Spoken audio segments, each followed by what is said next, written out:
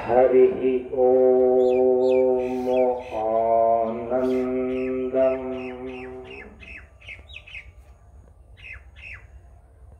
प्रशांति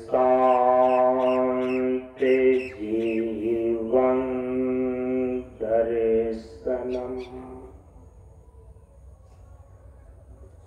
नमो नारायण नारायणं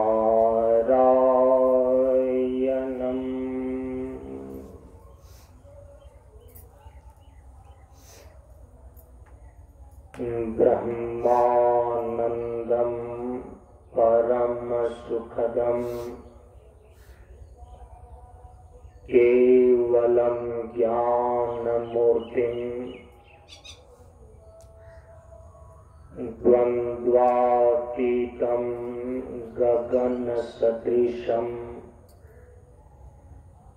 तत्त्वमस्यादिलक्ष्यम् एकं नित्यं विमलमचलं सर्वधी साक्षीभूतम् भावातीतं त्रिगुणरहितं सद्गुरुं तं नमामि सद्गुरुं तं नमामि। श्री गुरु चरण स्पर्श अनुभूति ज्ञान मार्ग सत्संग के सानिध्य में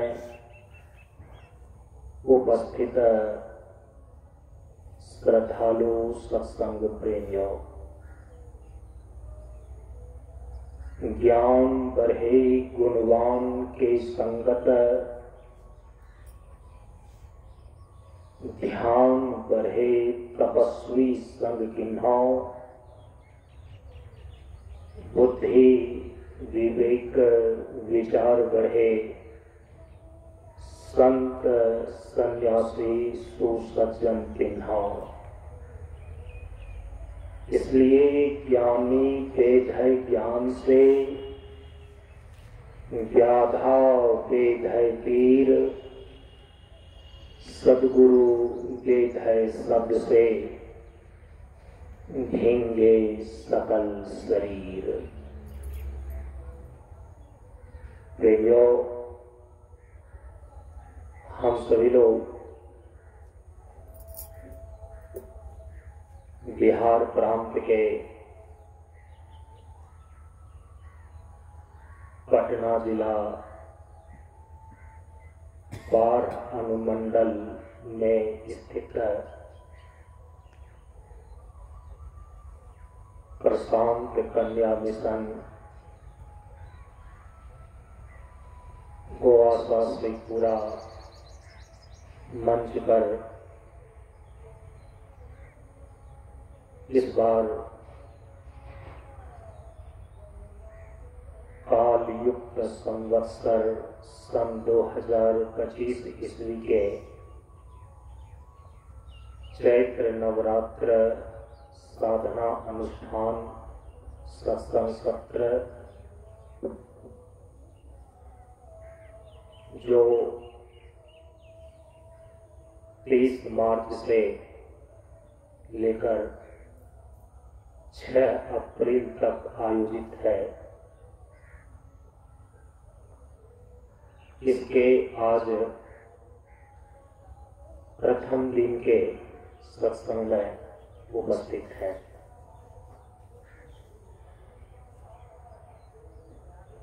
आप सभी लोगों को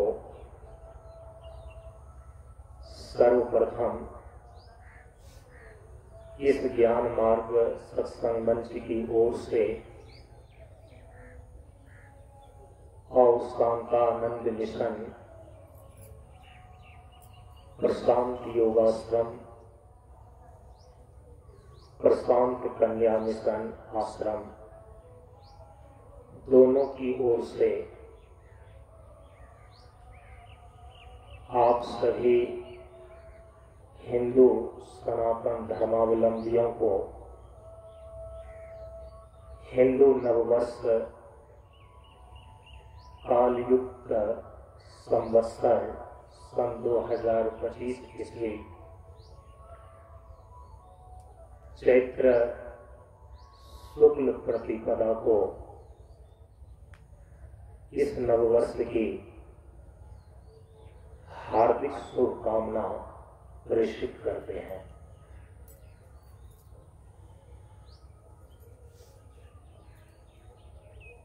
कलयुग में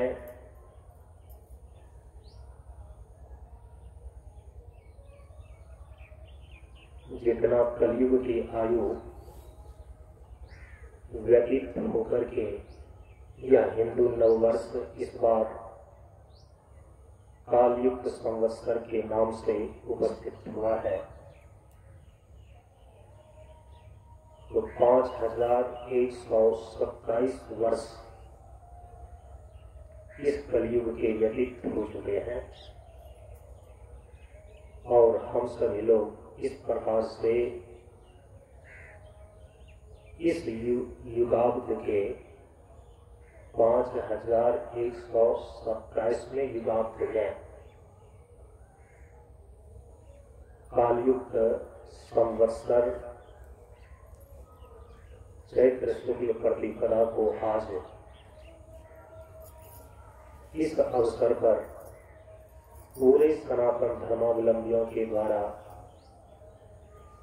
हो रहे चैत्र नवरात्र अनुष्ठान के प्रथम दिवस को वासंतीय पर्व की पूर्णाहुति उत्सव के रूप में मना रहे हैं।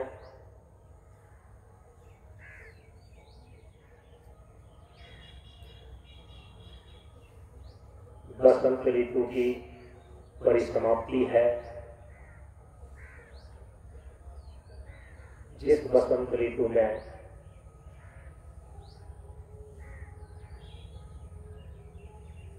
प्राकृतिक रूप से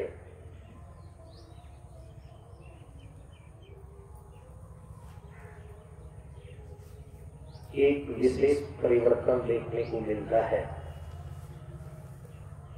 कि वृक्ष के पुराने पत्ते गिर जाते हैं, झड़ जाते हैं और उसकी जगह पर नई कलियां, नए पत्ते वृक्षों की डालियों में, शाखाओं में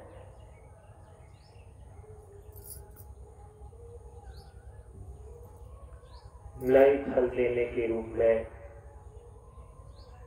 अधिकांश वृक्षों में फल देने हेतु मंजरियां लग जाती है। यह जो एक नयापन है, ऋतु का परिवर्तन, यह नए वर्ष के आगमन की सूचना देता है।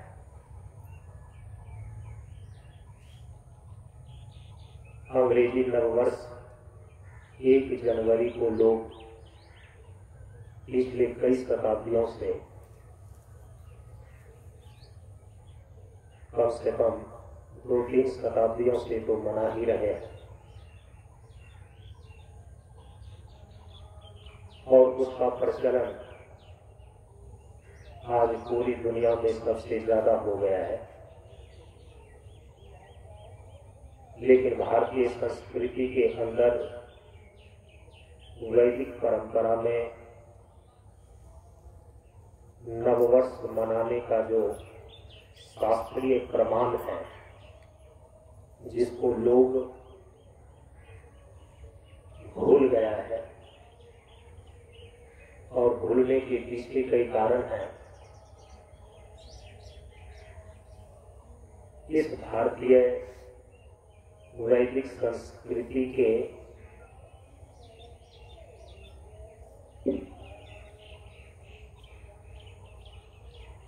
दोहन लगभग पिछले 1000 वर्षों से होता आ रहा है। विदेशी आक्रांताओं के द्वारा यहाँ की संस्कृति को, उत्सव को, त्योहार को, भारतीय मूल परंपराओं को विकृत करने का कुत्सित प्रयास किया गया। लेकिन जहां एक तरफ पूरे विश्व की संस्कृतियों में सबसे प्राचीन और पुरातन जो भारतीय हिंदू संस्कृति है, इसकी प्राचीनता और शक्तिमानता इसी बात से सिद्ध हो जाती है कि अधर्मियों के द्वारा कई मुल्कों की संस्कृति को जब एक बार नष्ट कर दिया गया, तो वहां की संस्कृति फिर से उसी रूप में, उसी स्वरूप में खड़ी नहीं हो पाई। लेकिन भारतीय वैदिक संस्कृति पिछले सहस्र वर्षों से नष्ट किए जाने पर, विकृत किए जाने पर भी यहाँ की संस्कृति नष्ट नहीं हो पाई। तो संस्कृति की प्राचीनता और शक्तिमानता इसी चीज से सिद्ध हो जाती है।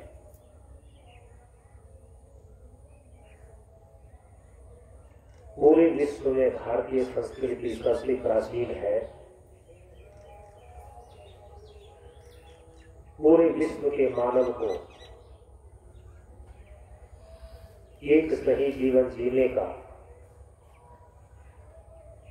अपने जीवन की पूर्णता को प्राप्त करने का भारत ने हमेशा मार्ग दिखाया है। पूरे विश्व को विश्व बंधुत्व की शिक्षा और अपने सर्वोच्च विचारधारा वसुधैव कुटुंबकम,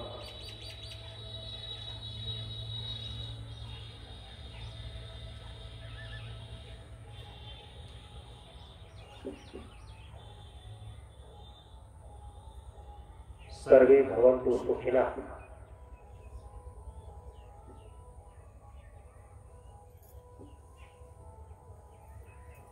इसका संदेश देता आया है और आज भी दे रहा है।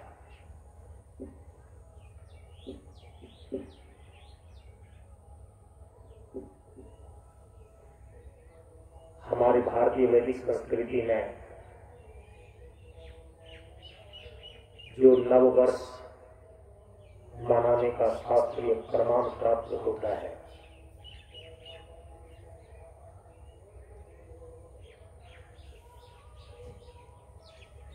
कि जब ब्रह्मा जी ने परमात्मा के आदेश से सृष्टि की संरचना किया, तो महाप्रलय के पश्चात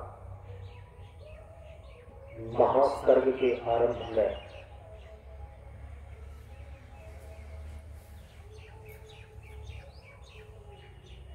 परमात्मा के द्वारा सृष्टि किए जाने पर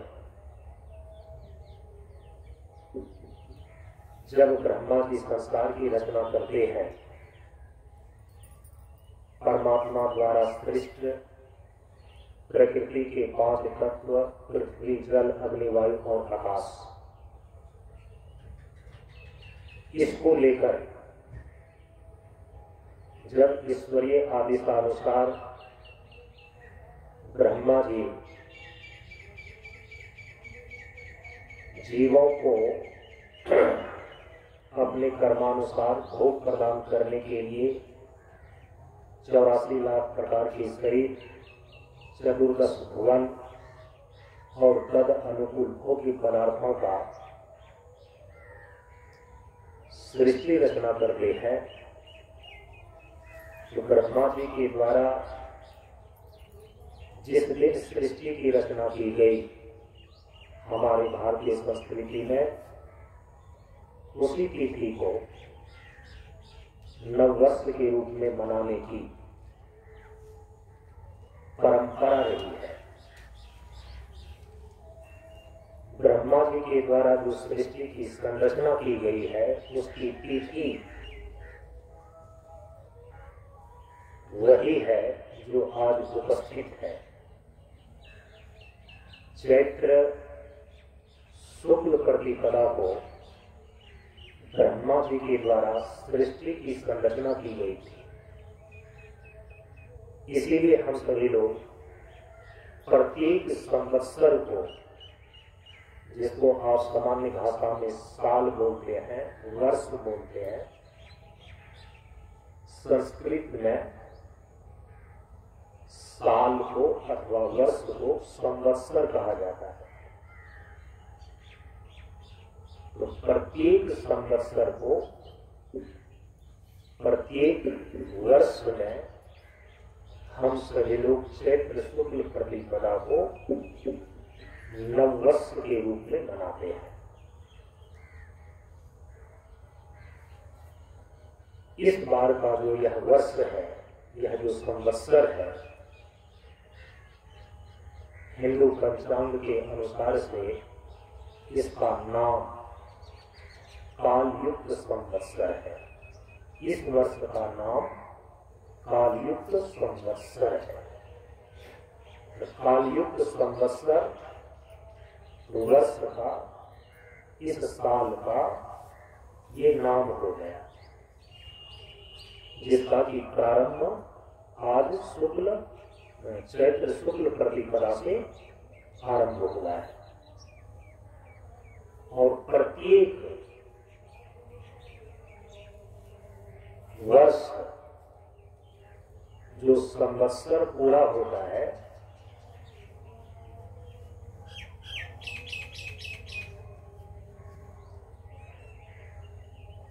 तो फाल्गुन मास की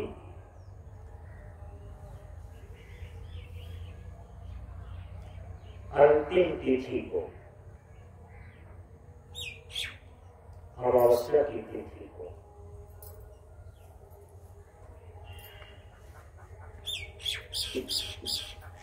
इसके बाद चैत्र शुक्ल पक्ष आज प्रतिपदा है। इसके पहले चैत्र कृष्ण पक्ष जो अमावस्या की तिथि होती है। तो आप देखते हैं कि अमावस्या की तिथि को चंद्रमा की जो कलाएं हैं, तो चंद्रमा की सभी कलाएं अमावस्या के दिन शांत हो जाती है। पूर्ण अंधकार रहता है। तो वर्ष के पूरे होने की वह सूचना देता है।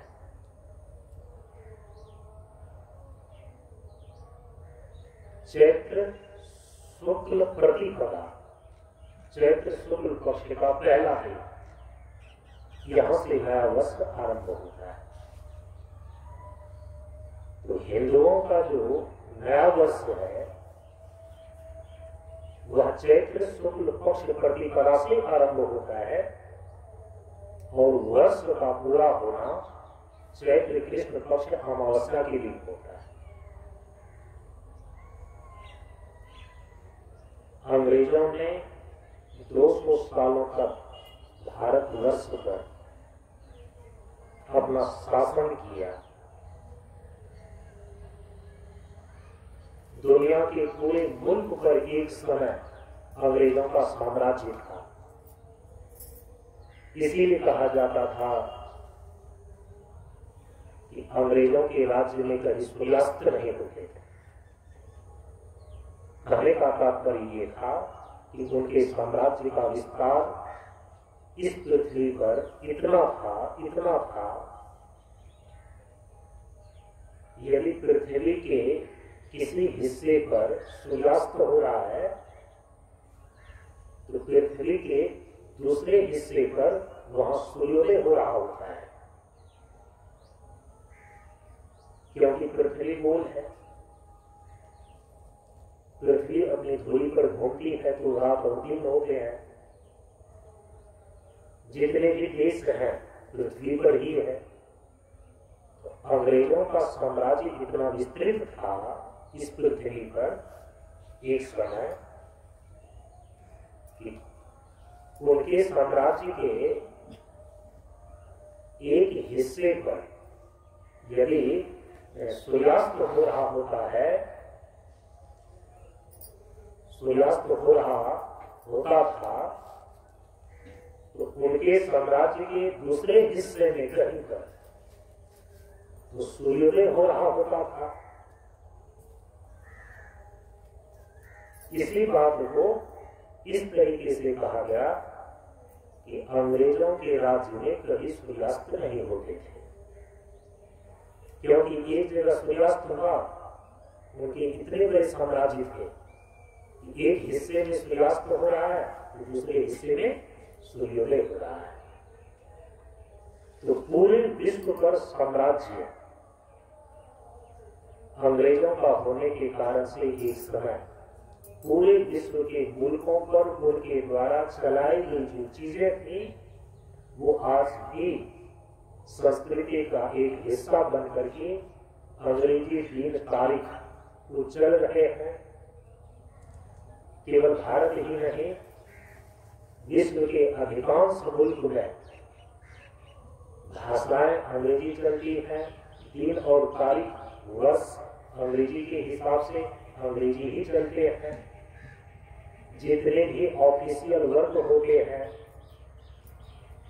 छुट्टियां दी जाती है या कोई दिवस मनाए जाते हैं, वो अंग्रेजी तारीख के अनुसार से ही निश्चित होती है। उसके पीछे कारण है कि विश्व के अधिकांश मुल्कों पर, अधिकांश राष्ट्रों पर एक समय अंग्रेजों ने अपना शासन किया, तो अपने अनुसार से जो चीजें उन्होंने चलाई वो आज भी चल रही है। फिर भी किसी भी राष्ट्र को यदि बहुत दिनों तक जिंदा रहना है विश्व के पटल पर, इस पृथ्वी के नक्शे पर, तो स्वामी विवेकानंद ने भी ये बातें कही है अपने साहित्य में कि उनकी जो मूल संस्कृति है उनको जीवित रखना होगा। कोई भी राष्ट्र अपनी मूल संस्कृति को छोड़कर, अपने मूल संस्कृति को मृत प्राय करके वह अधिक दिनों तक विश्व के नक्शे पर जिंदा नहीं रह सकता। किसी भी संस्कृति का इस पूरे विश्व के नक्शे पर जीवित रहना उस राष्ट्र की शक्ति का परिचय देती है।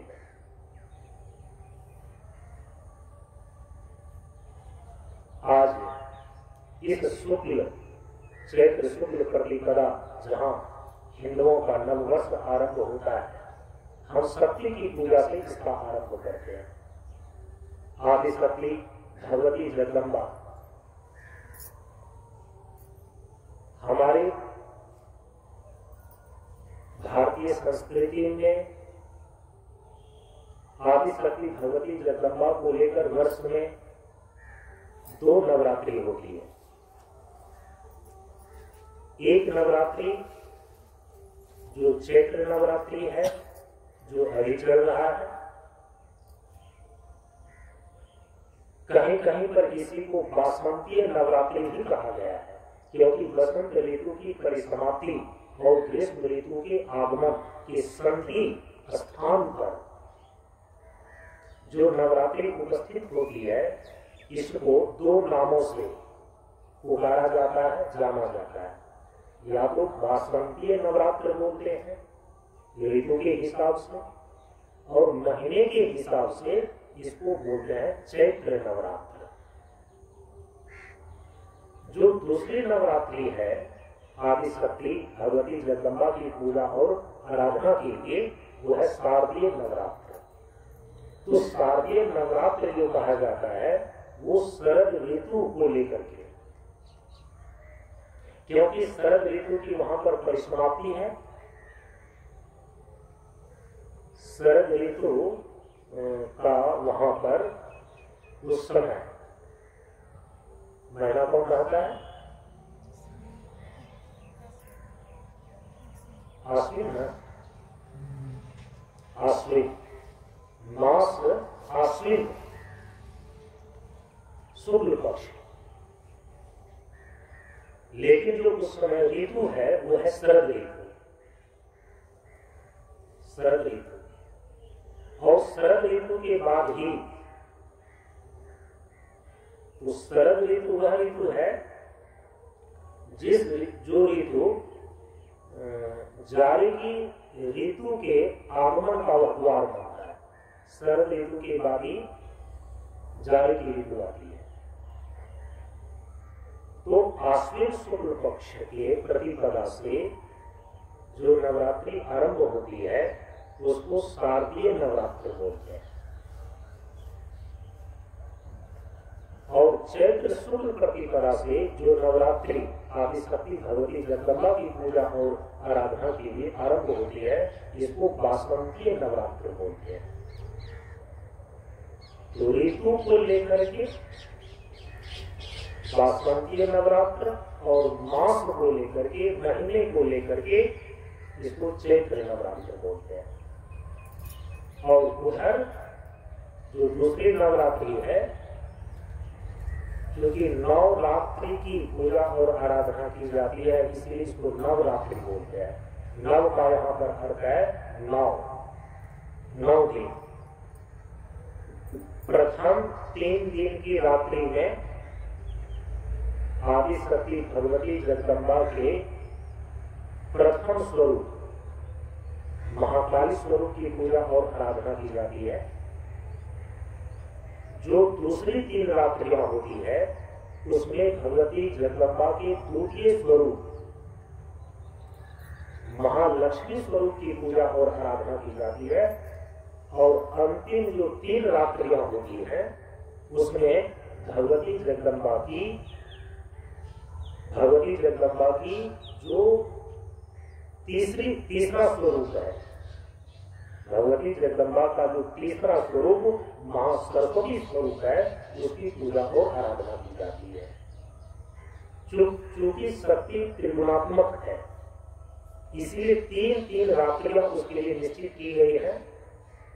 इस पर कई बार विचार किया गया है और प्रसंगानुसार इस बार भी शक्ति तत्व पर जो विचार नवरात्र के सत्संग सत्र में किया जाता है तो हम सभी लोग प्रसंगानुसार से इस पर विचार करेंगे आगे। तो 3 रात्रियां भगवती जगदम्बा के तीनों स्वरूप को लेकर के है इसीलिए नवरात्रियां हो जाती है। इसलिए नवरात्रि को ही संस्कृत में नवरात्रि कहा जाता है। नव को संस्कृत में नवम या नव बोलते हैं। तो आदिशक्ति भगवती जगदम्बा की पूजा और आराधना को लेकर के जो नवरात्रि का अनुष्ठान है ये वर्ष में मुख्य रूप से 2 नवरात्रि के रूप में निर्धारित होता है। ऐसे बीच में गुप्त नवरात्रियां भी है। पूरे वर्ष भर में 4 नवरात्रि का अनुष्ठान शक्ति साधना को लेकर शक्ति की उपासना को लेकर तंत्र परंपरा में किया जाता है। 4 नवरात्रियां पूरे वर्ष भर में होती है जिसमें एक है गुप्त नवरात्रि।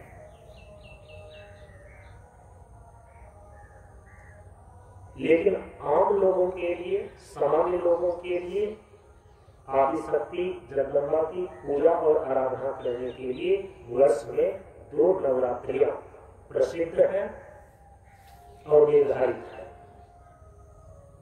एक यही जो अभी चल रहा है चैत्र नवरात्रि,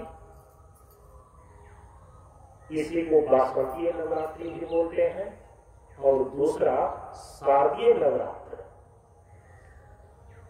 उसको आश्विन नवरात्रि भी कहा जाता है, मास को लेकर के। तो हम सभी लोगों का यह जो नववर्ष है, इसका आरंभ होता है शक्ति की पूजा और आराधना से, और शक्ति तत्व के ऊपर ही हम सभी लोग दोनों ही नवरात्रि में, चैत्र नवरात्रि में और शारदीय नवरात्रि में जो सत्संग सत्र होता है, तो नवरात्रि के अवसर पर होने वाले सत्संग में, प्रवचन में शक्ति तत्व पर ही हम सभी लोग विचार करते हैं। इस मंच की परंपरा में, ज्ञान मार्ग सत्संग मंच की परंपरा में, शांतानंद मिशन प्रशांत योग आश्रम के द्वारा आदि शक्ति भगवती जगदम्बा की पूजा और आराधना करने के लिए, शक्ति साधना करने के लिए विशेष अनुष्ठान के रूप में श्री दुर्गा अनुष्ठान का आरंभ सन 2014 ईस्वी में किया गया।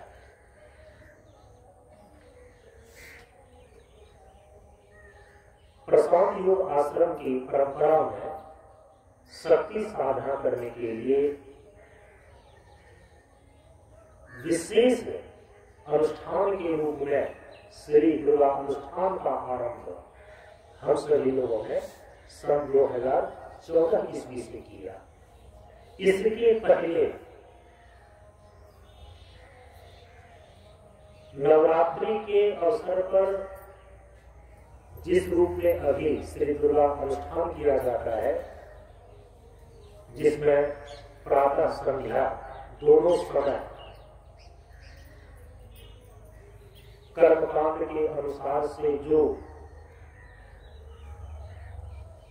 भगवती के 9 स्वरूपों का इस 9 दिनों के अंदर पूजा और आराधना की विधि बदलाई गई है, जो कि अभी हम सभी लोग 2014 ईस्वी से श्री दुर्गा जी के इस विशेष अनुष्ठान में हम लोग कर रहे हैं। उसके पहले नवरात्रि के अवसर पर हम लोग शक्ति साधना कुंडली योग के रूप में अवश्य ही करते थे, लेकिन कर्मकांड के अनुसार से दुर्गा के 9 रूपों का प्रातः और संध्या में जो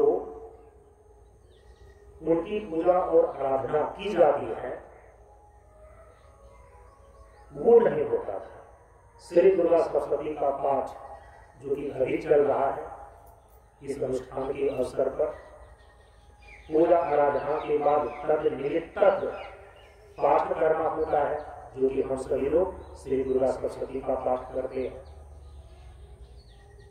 पिछले 5-7 वर्षों से श्री रामचरितमानस का नवाहन पारायण पाठ चैत्र नवरात्र अनुष्ठान के अंदर हम लोग करते हैं।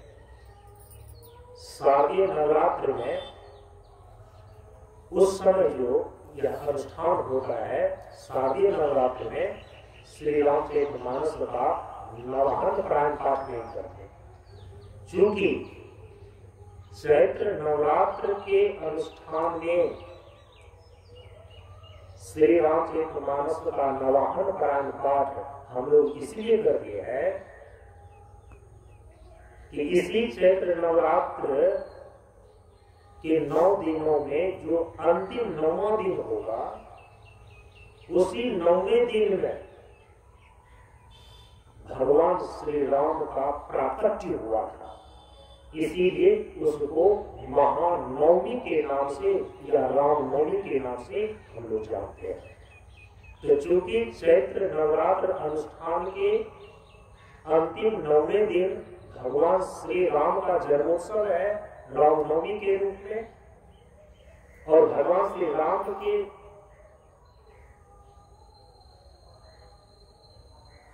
जीवन और उनकी लीलाओं का, उनके स्वरूप और स्वभाव का प्रतिपादन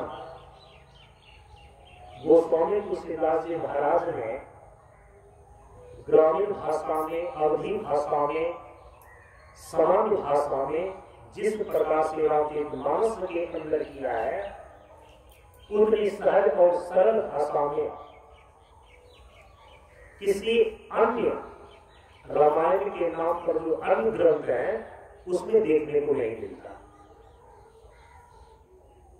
अध्यात्म रामायण है, वाल्मीकि रामायण जो मूल रामायण है वाल्मीकि जी के द्वारा लिखा हुआ, वो संस्कृत में है। सभी लोग उसको पढ़ नहीं सकते और समझ नहीं सकते, लेकिन गोस्वामी तुलसीदास जी महाराज के द्वारा जो रामचरितमानस की रचना की गई है, ये इतनी सरल भाषा में है, और सरल भाषा में होते हुए भी भगवान श्री राम के स्वरूपों को लेकर के, उनके विविध स्वरूपों को लेकर के,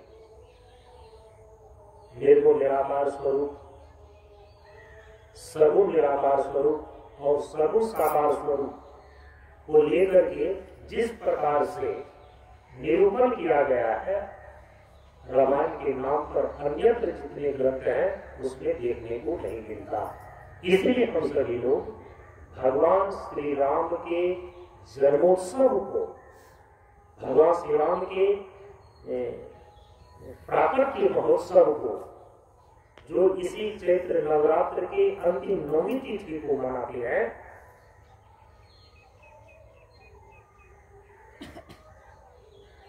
उसी बात को ध्यान में रख करके इस चैत्र नवरात्र अनुष्ठान में शुरू से ही प्रतिपदा की तिथि से पहला दिन से श्री रामचरितमानस का नवाहन प्राण पाठ करते हैं।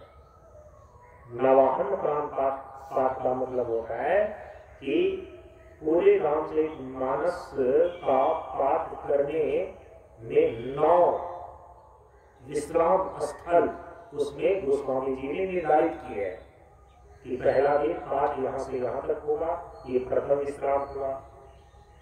फिर दूसरे दिन का पाठ यहाँ से लेकर के यहाँ तक होगा। ये गोस्वामी तुलसीदास जी महाराज ने रामचरितमानस में ही, यदि 9 दिन के अंदर पूरे रामचरितमानस का पाठ करना है, उनका 9 विश्राम निश्चित किए हैं कि कहाँ से लेकर के कहाँ तक का पाठ किस विश्राम के अंदर करना है।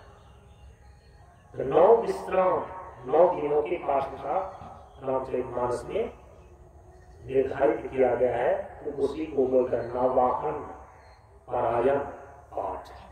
तो हम लोग प्रत्येक दिन इस 9 दिन के अंदर, इस 9 दिनों का जो अनुष्ठान चलता है, उसमें प्रतिदिन जिस विश्राम के अंदर जहां तक पाठ करना निर्धारित किया गया है, उसके अंदर मुख्य मुख्य प्रसंगों का पाठ कर लेते हैं, क्योंकि श्री दुर्गा सप्तमी का भी पाठ करना होता है। उसके पहले जो है भगवती नव दुर्गा के जिस दिन जिस स्वरूप की पूजा और आराधना है, उसकी पूजा और आराधना भी करनी होती है। उसके पहले आदि शक्ति का आध्यात्मिक स्वरूप जो हमारे शरीर के भीतर कुंडली शक्ति के रूप में है, ब्रह्मोत्तर लीला के 4 बजे से लेकर के 6 बजे तक 2 घंटे तक कुंडली योग की साधना का अभ्यास हम लोग करते हैं। प्रातः 6:30 बजे से लेकर के 7 बजे से लेकर के तो 9 साढ़े 9 बजे तक दुर्गा सरस्वती जी का पाठ, और जिस दिन भगवती दुर्गा के जिस स्वरूप की पूजा और आराधना करना निर्धारित किया गया है, उसकी पूजा आराधना करने में समय लग जाता है। तो अंतिम में 9 से 10 बजे तक में हम सभी लोग प्रतिदिन इस अनुष्ठान के अंदर श्री रामचरितमानस का नवाहन पारायण पाठ करते हैं। संध्या को भी होता है। संध्या के समय भी जो दैनिक संध्याकालीन इस मंच का प्रार्थना कीर्तन इत्यादि नित्य पूजा है, योग स्तर से सबसे पहले उसका संपादन करते हैं। इसके बाद इस नवरात्र साधना अनुष्ठान के अंदर प्रत्येक संध्या को कुंडली योग साधना का अभ्यास चलता है। 9 दिनों तक क्योंकि कुंडली योग साधना के अंदर चक्र जागरण की साधना करनी होती है। शरीर में 8 चक्र है। इस 8 चक्र को जागृत करने की जो योग साधना विधि है उसका अभ्यास किया जाता है। तो सुबह में और संध्या दोनों समय योग साधना के अभ्यास की कक्षा में हम लोग निर्धारित चक्र साधना का अभ्यास करते हैं, जिसको कुंडली योग की साधना कही जाती है। इसके बाद फिर संक्षेप में संध्या काल में दुर्गा की पूजा और आराधना होती है, जिस दिन जिस स्वरूप की होनी है। और फिर इसके बाद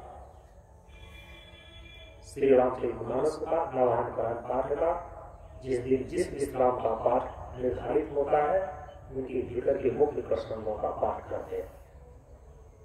चैत्र नवरात्र साधना अनुष्ठान में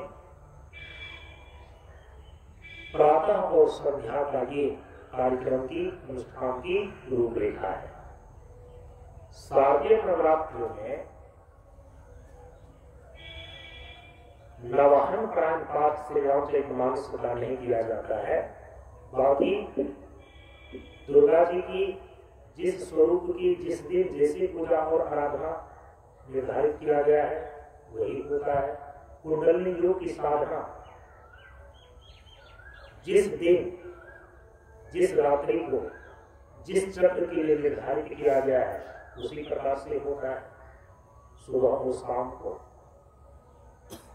लेकिन दोनों ही नवरात्रि के अपराह्न काल सत्र में जो सत्संग और प्रवचन का समय है, जो 3 बजे से लेकर के 5 साढ़े 5 बजे तक होता है, तो दोनों ही नवरात्र के अनुष्ठान में होने वाले जो अपराह्नकालीन सत्संग और प्रवचन है, इसमें हम सभी लोग सबसे पहले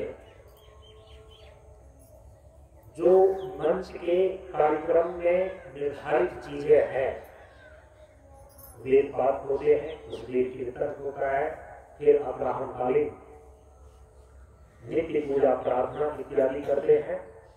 इसके बाद भजन और प्रवचन के क्रम में सबसे पहले श्रीमद्देवी भागवत महापुराण की कथा का हम श्रवण करते हैं ग्रंथ के माध्यम से। श्रीमद्देवी भागवत महापुराण की कथा का श्रवण कर लेने के पश्चात प्रवचन के रूप में शक्ति तत्व पर विचार होता है मुख्य रूप से। चाहे शारदीय नवरात्र का सत्संग सत्र हो, चाहे चैत्र नवरात्र का सत्संग सत्र हो, दोनों ही नवरात्र अनुष्ठान में जो सत्संग अपराह्नकालीन होता है उसमें प्रवचन के रूप में शक्ति तत्व पर विचार करते हैं हम लोग। इस बार भी हम सभी लोग शक्ति तत्व पर विचार करेंगे और हमारा नववर्ष आदि शक्ति की पूजा और आराधना से ही आरंभ होता है। तो चूंकि आज तो समय पूरा हो रहा है, दूसरे दिन के सत्संग सत्र में हम सभी लोग शक्ति के स्वरूप पर, शक्ति तत्व पर कई बार चूंकि विचार इस पर प्रस्तुत किया गया है, क्योंकि शक्ति के विभिन्न दृष्टिकोण होते हैं, शक्ति के विभिन्न स्वरूप होते हैं। उन विभिन्न दृष्टिकोणों को लेकर, विभिन्न स्वरूपों को लेकर के हम सभी लोग शक्ति तत्व पर विचार करेंगे। आज अपनी वाणी को हम यहीं पर विराम देते हैं, लेकिन जो विचार करने में हम सभी लोग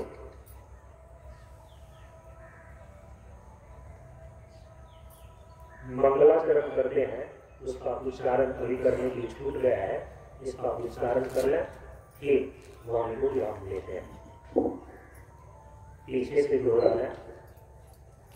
ओम सर्वमंगल मंगल्ये, ओम सर्वमंगल मंगल्ये, शिवे सर्वार्थ साधिके, शिवे सर्वार्थ साधिके, शरण्ये त्र्यंबके गौरी, शरण्ये त्र्यंबके गौरी, नारायणी नमोस्तुते, नारायणी नमोस्तुते, नारायणी नमोस्तुते, नारायणी नमोस्तुते, सर्वस्वरूपे सर्वेशे, सर्वस्वरूपे सर्वेशे, सर्वशक्ति समन्विते, सर्वशक्ति समन्विते, भयभ्यस्त्राहि नो देवी, भयभ्यस्त्राहि नो देवी, दुर्गे देवी नमोस्तुते, दुर्गे देवी नमोस्तुते, दुर्गे देवी नमोस्तुते, दुर्गे देवी नमोस्तुते। ओम पूर्णमदः पूर्णमिदं पूर्णात् पूर्णमुदच्यते पूर्णस्य पूर्णमादाय पूर्णमेवावशिष्यते।